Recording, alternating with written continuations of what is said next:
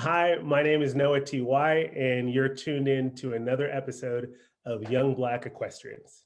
I am. I am. I am. I am a young. I am a young. I'm a young. I am. And I am a young Black. A young black. Young. Black. A young black. Black equestrian. Equestrian. Equestrian. Black equestrian. Equestrian. Black equestrian. equestrian. Black equestrian. I'm a young black equestrian. I am a young black equestrian.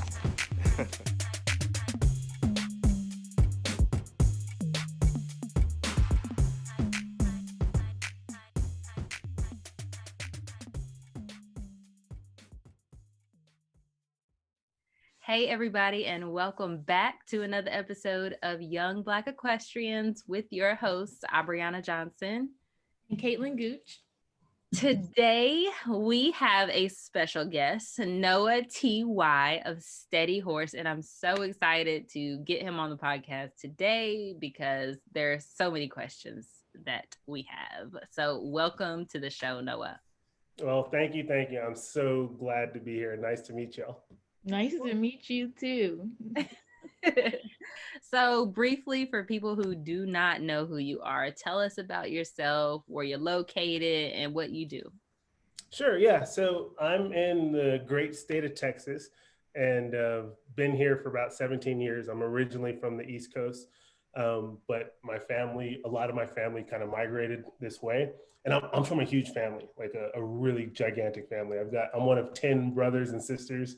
And so like 7 of us are now like in Texas, and my granddad was military and in the Air Force, and he did basic training here. And so he decided to retire in San Antonio, Texas. And then my parents are here. So this is home, and I met my wife here as well. So this is kind of my home now.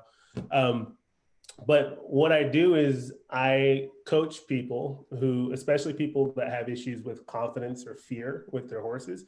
I coach them and help them to really kind of work through those fears and make sense of them so that they are knowledgeable enough to move forward in an educated way. And my number one goal with all of that is like helping people to be safe. And that's kind of why I do what I do, because I see so many people that have accidents with their horses that are just like totally avoidable. Like most horse accidents can be avoided.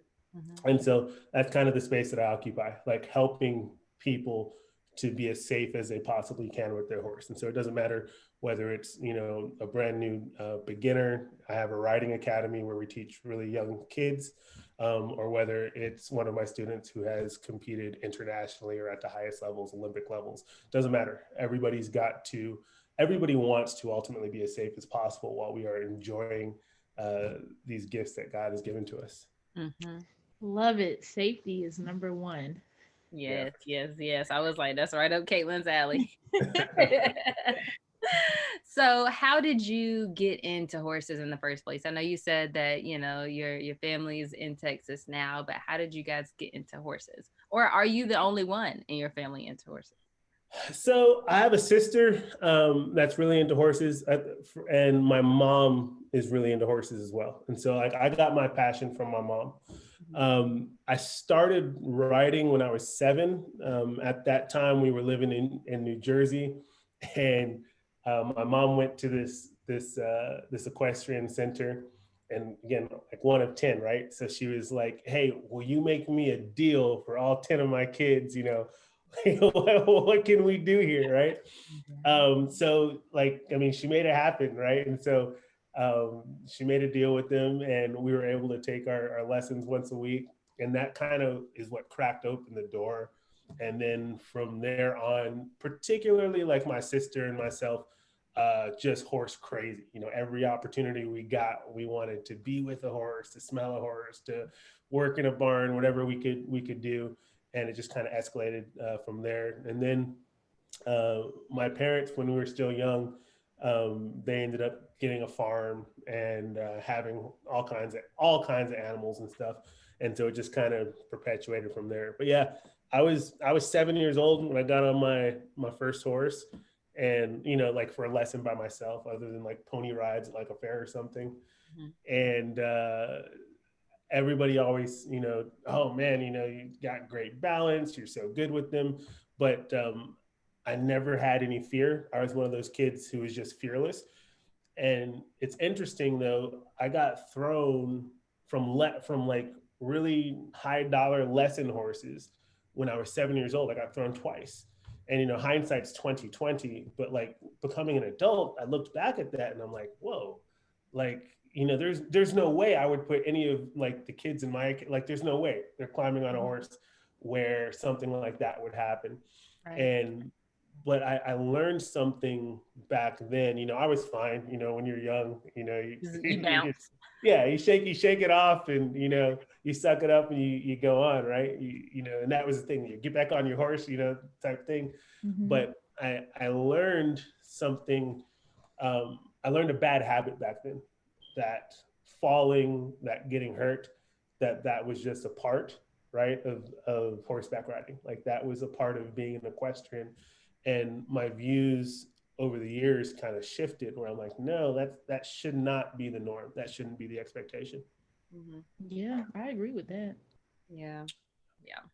And I don't know the situation around the falling, but kind of the behaviors leading up to it, whether it be human or horse, if you start getting into that habit, it's like, no, this has to be enjoyable for both of us. Right. You can be breaking limbs and having bruises every time you ride.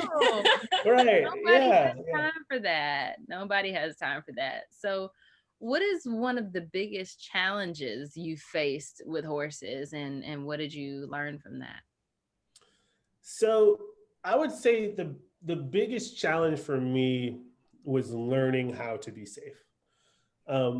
My mom got into a really bad wreck with a horse, and she had a horse that had gotten sick and passed away, and so she was looking for a new horse, and I was helping her at that point to try and find a horse. And I was a teenager at that time. I think I was like maybe 18, somewhere around there, and I really pushed her towards a particular horse, and his name was Justice. He was an ex-police horse, retired from that business, and he was supposed to be like, I'm like, this is a good horse for you, Mom. Like, this will be the horse. And so she gets the horse home, and she's riding on the ranch, and she's going on a trail ride, and like this seasoned police horse, like a branch kind of cracked in the brush or something. And he just freaked out. Like he took off. And she was saying like the harder she tried to like stop him, like there was no stopping him. There was no one rein disengagement. There was none of that. Like he just had it in his mind. He was clamped down on that bit and he was just running, hightailing it. Like nothing was stopping him. So then like they came to a top of a hill, and this is common. A lot of horses, when they run up onto the top of the hill, they'll buck out and kick. And that's what he did. She was just trying to hold on, and he ended up throwing her. And so she came like over the top of him, and then he trampled her too. So, I mean, it was a really bad accident. So she nearly had to have her leg amputated. It was that bad. But like, thank God, like she made pretty much a full recovery. Mm-hmm. But the one thing that really took a hit, the thing that took a hit was her confidence. Like she had a lot of fear. And so once she finally got to the point where she was cleared to ride again, she was having a lot of trouble emotionally and mentally, like, diving back in and handling those fears, because they were very real fears for her. And so I remember because this is something that my mom and I especially like really, really share, our love for horses. And so my mom's like my best friend. Like we've always called each other best friends for like forever. And we've always had a really good relationship. And so like when she told me that, I'm thinking about hanging up riding, I was like, whoa. And she said, that she felt like she had pressure from two different areas. One were like friends and family, because like, people care about her and like, hey, maybe you should find a different hobby, maybe you should do something else. Yeah. But like horse people, right? Like it's not just a hobby, it's a passion. It's something that like, I mean, non-horse people don't understand it when you talk about this, that rush and that feeling and that connection. And just when you take in the smell, like all of that stuff, people are like, what? Shoveling poop and doing this and doing that. And so for her, like she was getting the pressure from the outside of people saying, you're getting older. Horses are dangerous. We want to set you up to be, to do well. And then she felt guilty too, because like when you have an accident like that, it doesn't only affect you, but it affects like you and your family and the people around you and all of that as well. Your finances, like there's a lot that happens.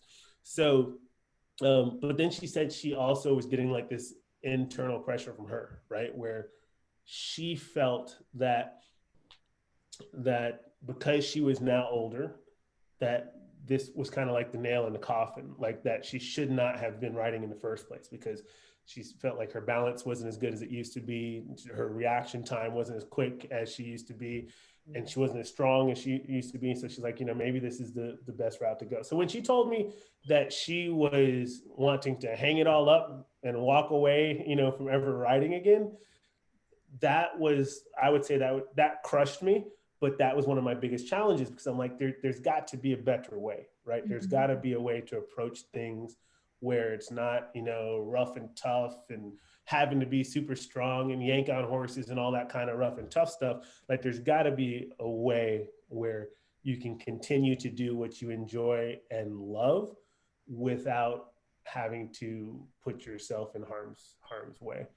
And so it was really at that point that I kind of dug in and decided like, no, like I'm going to scrounge up all the money I've got, every resource, every connection, every person. I'm going to try to reach out to everybody I knew. And like back then, there weren't like social networks like we have now. We weren't as connected as we are now. So, I mean, it was a lot of creative work to find people, literally all over the world and be like, hey, will you teach me? Can I work with you? I'll work for you. I'll do this. I'll do that. And so I had a lot of incredible experiences in that journey. But what I learned in that journey is, there's so many ways to skin a cat. There's so many different ways that people work with their horses. But what I noticed is with all the different experiences that I had, and some of them were just incredible and they informed the way that I work with horses now. Some of them were terrible, where I worked for people who were, abusive to the horses, didn't take care of them. I mean, really, really bad stuff. But the ways where people had more respect and love and genuine care for the horses, those were the horses that ultimately made like the safer, more steady horses. And so I learned that, and it was a tough thing for me to learn, because I always was taught, especially like, growing up in like cowboy culture and things like, the harder you ride them, the faster, the more wet saddle blankets you put on them, like that's what made a good broke solid horse and all that kind of stuff. Now, like what I had to learn is that you have to really come from, you got to come from a place of compassion, right? Like you got to come from a place of love. And so what I learned is that like our relationship with horses is really like, it's a relationship, and like that's where the focus has to be. And when you have like a strong relationship, and people know this, like I'm not saying anything new, like people know that when you have a strong relationship with your horse, like that trumps everything else. Like everything else is gonna work out really well. So that was a challenge, and there was a lot for me to learn to get to that point.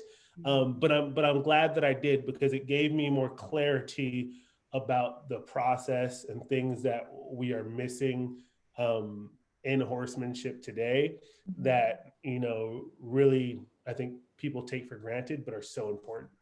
Yeah. You have a book on the way? What do I have? I do have a book. I do have a book on the way, but it's not out yet. Oh, I was like, is this a trick question? I don't know, but that's cool. I would love to get this. Yeah, I do have a book in the works, but it's not out yet. Well, congrats in advance. Yes, Thank you. yes.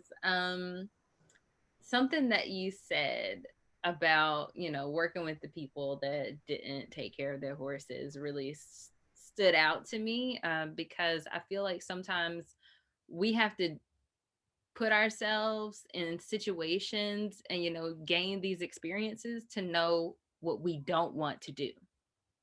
And so I Yeah, feel like a lot of times when people are going out and looking for working student jobs and volunteering and, and they get in these, you know, not ideal situations, they're like, oh, this is what the horse industry is, or this is what hmm this job is like, when that's not the case. But sometimes we do have to experience things so we know what we don't want to do. Like, I worked in a call center.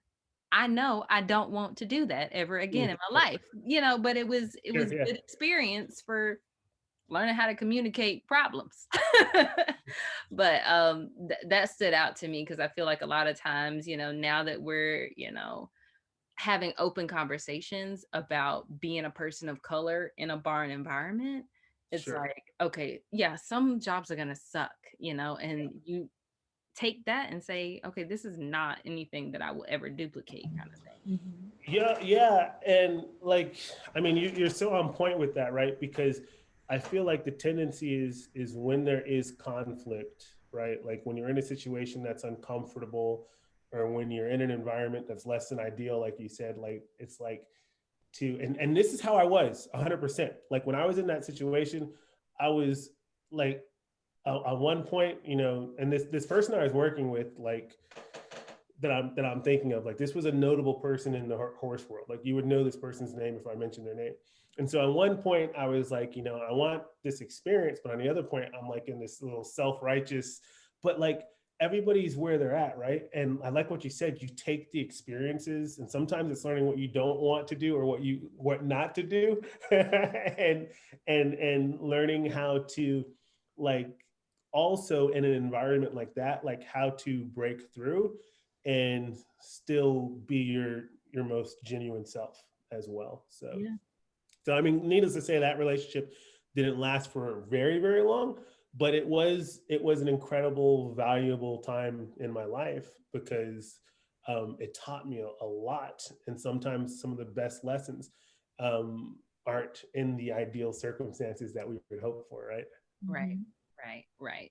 So tell us a little bit about this process, because you said your mom's accident was like around when you were 18 or so.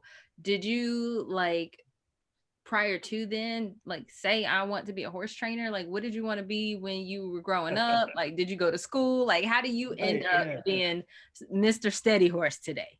Sure, yeah. So like, no, at the time I did not want to be a horse trainer. Like, but I just wanted my mom to be safe, right?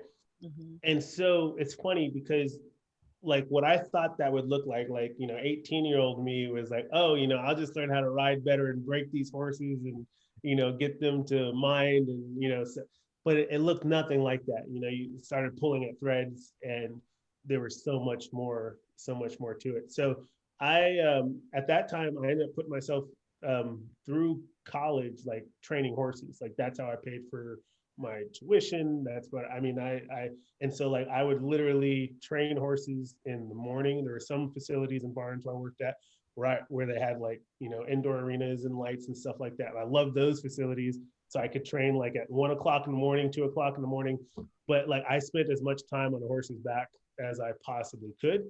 And really just finding people that were willing enough to pour into me. And then when I had an opportunity to travel, like over the summer or over a spring break or something like that, like I would always have something lined up so that I could get with someone to learn more. But I mean, I went to school like a lot of people, not intending to become a horse trainer or a horse clinician or whatever. I actually went to culinary school. I did my undergrad in sociology and political science. And then I was working at a bank when I finally decided that, you know what, like I'm going to switch gears and I'm going to focus everything on the equine side of things because like that is where I lit up and that is where I had like the most passion and that's where I felt like the most alive. So Was that transition I scary wish. for you? it was. I remember going to my boss and putting my 2 weeks in. His name is Brian. I can see his face and he says, we hate to lose. He's like, is it the money? Can we do something there? Is it, the hours? I know, you just got married and you got a kid coming, what can we do? And I'm like, no, man, it's just not for me, And he says, well, where are you going? What are you doing? What do you got lined up? And I said, like, I'm going into horses like full time. Like, I'm going to make my living, everything off of horses. And you could tell this guy is like, okay. Well, good luck, bud. He was thinking, yeah. So it was scary. I think that the biggest thing for me too, at that point, being newly married and about to be a new dad, is like wanting to make sure that I could provide for my family. And so, like, when you're providing, and this is any entrepreneur, right? Like, when you are basically, and at that point, I was going to be the sole breadwinner. Like, when you are in that position, like, there's a lot of stress, right? Like, a lot of anxiety. You want to make sure that you can deliver, that you can perform, that you can provide for your family, not let them down. So it was stressful, but it also caused me to like work so hard. I have worked with and trained so many horses. I mean, so many horses. I've started, and this is just horses I've started, not problem horses. I've started personally myself over 500 horses. And like, that's me, like, not ranch hands or any helps or anything like that. I've worked with a lot of people one-on-one. I transitioned I used to do like a after school riding program, and it's turned into a riding academy and all these kids and stuff like that. But like, I mean, any way that I could provide for my family through horses, I was doing. I even had I had a pony company where we would we had a pony carousel. We'd set up over by the Alamo in downtown San Antonio, and we had ponies going, and we'd set up at a kiddie park, and we had carousels all over town. I mean, anything, carriage company, you name it. But that was my commitment to myself, that I was going to always do what I loved, which was the equestrian side, for sure. So it wasn't easy. There was a lot of anxiety. And there were times, I'm very grateful to my wife, because there are a lot of times where we did without, in order to maintain like the sanity and the health of the lifestyle that we wanted to live. So. Wow. So many different career paths when it comes to horses, and people don't even understand, like, there's so many different ways you could go, and a lot of us don't even start out in the horse industry. It's like we work these 9-to-5 jobs, and they were like, okay, I'm definitely not doing this anymore. Take me where the horses are. Yeah. I was about to say, Caitlin has a degree in sociology too. Oh, wow. And I work with kids at a daycare and at a boys and girls club. And when it's like the summertime, I cannot handle it, because I'm like, I should be outside with people. Yeah, I get not that. indoors. Absolutely. Yeah. Absolutely. Yeah. And you mentioned like all the different industries there are. It's crazy. It is nuts. Like how many different industries there are. And like, I'm always still just learning about new and different industries. And I just find that so fascinating. I partner with a lot of different companies and organizations, and, from a supplement organization to someone that makes like, it's just all kinds of, special pads for horses, to people who are making, foot stuff. And it's just so neat how much stuff there is out there. It's pretty cool. It's fascinating. Mm-hmm. You literally can choose to do anything in the world and say, like, I only do it for horses. And like, boom, there you go. Like, now you're in the horse industry. Yep. It's wild. It is wild. So what is one of the most common misconceptions people have when they come to you with their problems?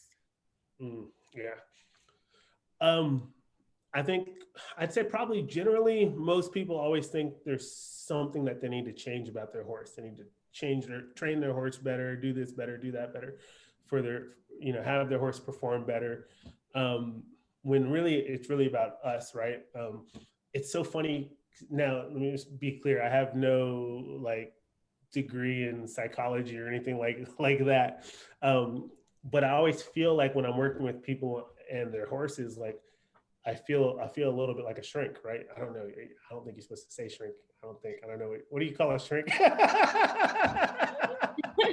A psychologist, a psychiatrist, Yeah. We get what you say. a counselor. So like I feel like, the person's always like, my horse does this, my horse does that, my horse, and it's always about the horse. But it's like, let's talk about you. Like, right. Like what are you doing for your horse? How are you meaningfully connecting with them? Like I'm big on making sure that you are one that you change your approach. So stop, focusing everything about how you feel and really change to where you're focusing on how is my horse doing? How are they uncomfortable? How am I nagging them? How am I making their life hell, right? Mhm. And then once you have that kind of change in the way you approach your horse, it's, for me, the next thing is like connecting with them in a way that's meaningful. And it's going to look different with every horse and every person. Like, people, have different ways that they express their love for each other or appreciation and how they hope to be appreciated and things like that. And horses are the same, right? And so really finding the way to connect that's the most meaningful for your horse. And then it's really about having communication. And so again, just like any relationship, right? Like any counselor will tell you that if you don't have good, open, clear communication, things will break down. So I like to really help people take their communication and make it clearer and simpler. Sometimes we're trying to do really big, huge, fancy maneuvers, depending on what your discipline is or what you're doing or whatever, which is great. They're cool, but there's a basis for that maneuver, any really fancy maneuver, in something that's very simple. And if we start back from those foundations, we really present it to our horse in a way that they can really have confidence and mastery over that. And then I think like the last part of that's huge is like confidence. Mm-hmm. And a lot of people think of confidence as like, well, it's like this magical thing where I just work up the nerve and the bravery and then I'm confident, but it's really more just math, right? Like statistically speaking, you have high confidence in something if you can replicate it like over and over and over again. And so if I can, connect with my horse, communicate with my horse, and we're working well together and say, for me, I'm good with 9 times out of 10. If 9 times out of 10, like we're getting some really good, stuff going, well, then I have confidence and my horse has confidence in me. And so again, like nothing I teach is rocket science or anything like that, but it's really about going back to the basics, simplifying things and really approaching it in a way that is ultra super focused on the horse and giving them the best understanding possible so that they can be like the partner that we want them to be. Mm-hmm. Yeah. How do you track your clients' progress? Yeah. So there are a number of ways. So I don't do as much, like I do clinics and stuff like that, but I don't do as much one-on-one like I used to years ago. So right now, a couple of things. So there's people that are involved in like the steady horse. Like we have like a video club and library, and we have courses and stuff that people put out that people can get. But where I have the most fun is where I am able to work with people one-on-one. And so now, especially since COVID, we were doing this before COVID, but especially now since COVID, people are more comfortable with a Zoom call, FaceTime. And so we have a coaching program. And what that coaching program looks like is when people want to work with me, what we do is the first thing I do is I get with them and we set up a roadmap of where they want to go and how to get there. Again, because every horse, every person is just so different. So, we talk about like how many times can you realistically, like, are you able to work with your horse? Do you have just 5 minutes? You have 20, you have 30 minutes, whatever it is, we'll figure out like a way that it's going to work for you. And so that's kind of like the first step. And then once I give them the ways to start connecting and then communicating with clarity, we're checking in with each other. A lot of people do what are called like video reviews, where they'll either take a video of what they're working on with their phone or whatever, and have somebody take it. Or a lot of my students use, I don't have one, but they're like these fancy little Pivo or yeah, there you go. Yeah, one of those things, right? That like track $800. It would probably be cheaper than my camera guy though. So, but they so they get good videos. Like they get good videos, or I have a lot of people too who will just do FaceTime or Zoom and have somebody hold it while they're riding. So in those instances, I can give them feedback in real time, or we're able to sit back, which sometimes is even better after the fact, when they can look at themselves on the screen and we can go by kind of frame by frame. Because like when you're riding, like I have so many bad riding habits, right? And so when I ride with my mentors, who I'm still in really good relationship with, and I'm so blessed to have so many mentors, but there's a couple in particular that I ride with regularly. They're like, no, what's wrong with you? Fix this, fix that, do that, but I don't realize it. But when years ago, when they had me start to take footage of what I was doing, then I'm like, oh, well, yeah, it sticks out like a sore thumb. So that's kind of how we track progress. And for me, it's not like a time frame thing. That's the other thing. Like there's always this idea of, 90 days to start a horse, or, a good broke horse is, 120 days or whatever, right? Mm-hmm. It's really about moving only as far as the two of you are connected. And so there's something very intentional that I have the people that I coach do, and they're called connection checks. And so in those connection checks, like what they're doing is there's some points and things that they already know to look for, but I'm like, so tell me about how this is going. Okay, good. Well, how can we improve? How can we give more clarity? How can we do more simplicity? How can we go back and connect deeper? Okay, great. And then when we're connected here, okay, now let's move on to the next step, because then you and your horse feel confident and feel like you're in a good place where you can move forward, make progress, and you're both going to get a W, get a win. Yeah. That's cool. I'm new to this whole coaching model, so I like hearing this information. It's very nice. Sure. Nice to hear. So what do you have as your vision for the future, for either yourself or for your business, or kind of just where are you looking to go with this?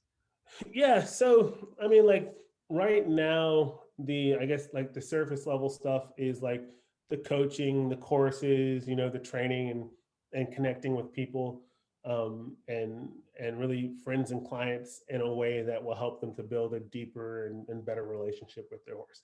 Like, I really want people to know that you don't have to put yourself in peril. You don't have to get hurt. It doesn't have to be like you're rolling the dice every time you climb on a horse. It just doesn't, right? So that's one part of it, but also that there's a way to do it where you are, I call it leading your horse with love, where you are really, my goal with any horse that I work with is by the time I'm done working with somebody's horse, I want that horse to be more in love with me than they are with their owner. And so I tell them, because you're competing with the other horses, the barn manager, whatever you got, you're competing with all of that. And so you got to make sure that you get in there and that you connect with them in a way that's meaningful. So helping people to build those relationships and learn that perspective, how to lead with love, is huge. Really, really important to me. But on an even deeper level, for me, it's just about getting people in the habit of taking a hard look at their relationships, not just their horse relationship, but any relationship, because relationships are the foundation, I believe, for everything. I'm also the pastor of a church, and so in my church, I'm always preaching, as I think pastors should, love, right? God is love, and about how love transcends a lot of time. I'm getting a little deep here, but a lot of times like law and rules and what everybody thinks is supposed to be the law of the land. And people don't like to hear that. People like the structure and order, and love is kind of chaotic, and it makes you when you're really like leading with love, it makes you do things or look at things in a different way, and it forces you to reevaluate relationships. So I might be teaching you something about your horse or how to be more kind or loving or seeing things from their perspective. But I'm also hoping that when you see the dark skinned man down the road that's just, doing his job, cutting the grass or whatever, that you're not automatically in a place of fear. But maybe because you've exercised some love and have looked at your horse in a different way and have approached things in a different way, that maybe you're not looking at them in that way because you have more confidence in that relationship and what that could look like instead of drawing conclusions. And so, like, when you talk about race, it's obvious, right? But when you talk about horse, like it's no different, and it's not a black white thing or brown or whatever thing, right? Like it's like we all have to do better in our relationships and be very intentional, Right. and really, lead with love. And so for me, like on a deeper level, like that is my hope with what I do, that people learn to love better. Yeah, what you said made me think of what is it people say, like ride the horse you have today, Mm. not the horse you had last week, not the horse Yeah, that you want yeah, to have, ride the horse you have today. So it's the same thing with people, like, instead of making these assumptions and things like that, like do with that one person right then. Do you have the absolutely. evidence to come to conclusions about them? Probably not. Right, So right. Yeah, yeah. you got to interact with the person, with the horse, with what you have that day. So Absolutely. Absolutely. if you had a word of advice for the aspiring equestrians out there, what is something that you would tell them? You've given a lot of good information. But if they had, just came to you and said, what do I do to get where you are, what would you say? Sure. Well, one, I am always the first person to say, one, I've just been really, really blessed. Like I give all glory to God for the opportunities and things that he's presented in my life. So I recognize that, like I've been really, really, really, really blessed. But on top of that too, is I think recognizing the power of who God makes us, right? And especially too, like, because this is young Black equestrians, because in our society, being a young Black man or young Black woman, or in my case, a young Black man, but a young person of color, like in society, you're like bottom of the barrel, right? And things are changing. They also have been for a long time, So we're always hoping for more progress, faster progress, deeper progress. But like, it's interesting because even though I'm going to kind of digress for a second because it's so important, I feel like, because even though like I'm a business owner, I'm an entrepreneur, I have lots of partnerships and all that stuff. I've been very blessed. I'm a pastor of a church. Like I've had people call the cops on me in my own church, right? And where people are worried about things. And so what happens, I feel like, is a lot of times people will and a lot of times it's subconscious, people will deny who they are, or they will, even though you might be proud of your Blackness or your color or whatever the case, whatever it is, a lot of times that subconscious message that society sends to you will still get to you. And it'll still tell you that maybe you need to don't come at it this hard right now, or don't be so forward, or don't lean out too hard because they might put you in this category or tell you this or tell you that. And I just want people to know, like, who you are is so precious, and God loves you so much, and like only you can tell your story, right? And so lean into who you are, because that is the most powerful tool that you have. Like, do you. So yes, seek out mentors and look for people to pour into you and to love on you and to really, teach you technical things in this. or that, but don't ever get lost trying to be what seems like this when you're already right here.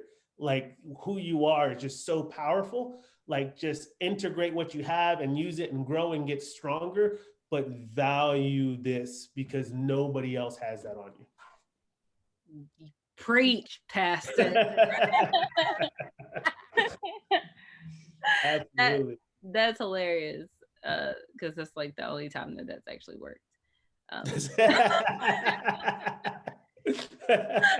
But thank you for that. That is great advice. Great advice. I love it. So at the end of our episodes, what? Wait. I just realized we didn't talk about what horses you have now. Oh, okay, yeah. All right. Yeah. So, all right. So we're a family of 5. So we got 5 horses. So there's well, there's more horses, but like that are our horses. So Okay. I got 5 that I claim. I'll put it that way. So I'll tell you really quick about our horses. Yeah, I won't take up too much time because I could. So my wife's horse, his name is Tony, and he's a Clydesdale. And he's the cutest little furball, awesome little guy. And he's like, I don't know, like maybe 18 hands tall or something like that. He's huge. My youngest son, his horse is a Morgan, and his name is Bonner. And he's just, really quiet. My youngest son's 4 years old. So, I mean, just a really quiet, steady Eddie horse, really relaxed, pretty cool. Then my daughter has a paint horse, and that little horse is full of piss and vinegar. She's young and she's spunky, and my daughter just loves her. And then I have a son, my middle son, his name is Danny, and he has a horse named Chrome, and I've had Chrome for 15, 16 years, I think, or something like that. And so Danny's 7 years old and he rides Chrome. Now my horse, his name is Enoch, and he's an Andalusian, and he's a gray horse. And I actually got him I was training the horse, and the lady had mentioned that she wanted to sell him. And I said, well, if you ever do, let me know. And then down the road, she had contacted me, and she was having to move and life circumstances. And like the next day, I was hauling a truck and trailer to go pick them up. So those are our horses. Yeah. Everybody rides. Oh my gosh. I know, it's precious. Do they compete? Do your kids compete, or do you guys like do something in particular with them? Yeah, sure. So my kids don't compete. Well, not right now. My daughter's open to it. I don't really push the competition on them right now. They're so young. When we were younger, we did, and I didn't really care for it, to be honest. So for them, I've just kind of like left that door open. But really, it's just trail riding. Working them on the ranch. They might help me push some of the cows down. If we're doing, and that's pretty much it. So they're purely recreational. Yeah. My wife's horse does also drive, so he pulls a carriage, and sometimes he'll go like for the stock show and rodeos and do stuff like that. But really, they're just pets. Nothing wrong with there's nothing wrong with that. There's nothing. That's right. That's what we tell people. Like, people are like, oh, young Black equestrians, do you do eventing or dressage? It's like, no, I just ride. right. I just ride my horse. Like, that's it. Yeah. And we stress that so much. Like, you can make a difference. You can do things. You can still have value in this industry without being a competitor. And it's not saying there's anything wrong with competing, but there's a lot of people who that's a barrier. There's a financial barrier, there's a accessibility barrier. We talk about the fact that you have value despite those barriers. It doesn't matter which side you're on, you're still valuable as a horse person. So I feel like that's one of the resounding messages with our podcast. Like, you don't have to do all that to be great. You know? Yeah, absolutely. Absolutely. And the crazy thing is, like, that is the vast majority of horse owners. Like, they are not competing every Saturday earning Yes, ribbons. Yet exactly. that's who so many horse owners aspire to be. When most people, you know, it's like, hey, let's just go chill and ride, you know. Yeah, and there's so many competitors who cannot do that. Yes, Their horses cannot go chill and ride. They like have screws loose in their little tackle box of a brain, and yep. like they can't. So it's just like, you know, you just pick where you wanna stay. But I like to just go walk through the woods. Like that's my jam. Absolutely, absolutely. Okay, so now we're gonna get into the Derby round. And so the All Derby right. round is just quick questions. You choose one or the other. First thing Okay. that comes to mind, okay? Okay. All right, so here we go. English or Western? Western. Solids or spots? Solids. Bays or grays? Grays. Brown tack or black tack? Brown. Sponge or curry brush? Curry brush. No, curry brush. Shot. Hold on. There's different kinds of curry brushes. I want to make sure we're on the same curry brush. Okay. Because whether you're Western or English, you might call that curry brush something different. So what's a curry brush? It's like the brush you put on your hand and it's got the spikes on it. The little Yeah, nubs. curry brush. There we go. Okay. Where are we? Okay, shod or barefoot? So I can't just do a one answer. It depends. I know. I try to keep them barefoot as much as I can. Mhm. And I know that I admire it. There's a huge barefoot movement, which is awesome. And I think that, but there are, and so many people disagree with me, but there are some horses who benefit in certain circumstances with having the support. It doesn't necessarily mean a metal shoe, but there are things that you can do structurally. So, okay. So that's my kind of. Okay, that's fine. Long answer, long. That's cool. Bumper pull or gooseneck? Gooseneck. Rope halter or nylon halter? Rope halter. Wood fence or electric fence? Wood. What is your favorite piece of barn equipment? Wow. I'm gonna plug myself. My steady stick. Okay, we'll drop a link to that in the show notes. That's my favorite piece of equipment. It has to be. Yeah. Okay. Next question. What is your favorite piece of tack? Probably the rope halter. Okay. Yeah. When was the last time you fell off?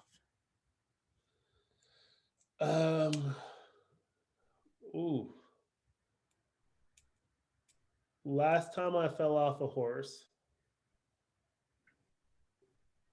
was maybe 7 years ago. 7 years ago. It's actually one of my mentors who had a horse that was giving her a really hard time. She was like, "Noah, come ride this. Can you come ride this horse for me?" And I said, "Oh yeah, you know, I'll come take care of this horse, you know." And I'm there and I'm working with this horse and I'm doing the connection work and all this stuff. And I go to climb up on the horse, and you know, it wasn't my saddle or tack, and something in the like on the top of the fender that connected, and it was a mess. Anyway, it freaked the horse out. The horse ended up just throwing me like a like a rag doll, and that was the last time I got thrown off a horse. And then, like, my friend, my mentor, her name is Barb, an incredible lady. She felt so bad because when I fell, I went crashing into like the rails of the round pen. It looked a lot worse than it. Yeah, than they it make a was. lot of noise. But, you know, of course, like I hop up, I'm like, no, I'm fine. Everything's okay. You know, picking up my pride and everything. But yeah, that was the last time I got thrown off a horse. Yeah, and then that horse ended up going over to John Lyons, and when John came and saw the horse, and he was doing an exhibition on that horse, and of course, he kept digging at me, being like, "Okay, Noah, you wanna ride this horse? You're gonna come on and show everybody." And so we were going back and forth about who's gonna get on the horse or climb the horse. Well, he was a rank little horse, but he actually ended up coming out okay. We kept working with him and getting him just more quiet and relaxed. There was one of these horses that came from a traumatic experience and needed, a lot more time and work and effort and overcoming some of those things to get him better. But just like in every other accident that most people have, it was like my fault. Like I should have checked the tack. It wasn't my saddle. I should have, made sure, because I put him in a bad situation, and it could have been a lot worse than it was. So that's good. Glad you're okay. And the last question is, if money was no object, what is one horse-related purchase you would make? I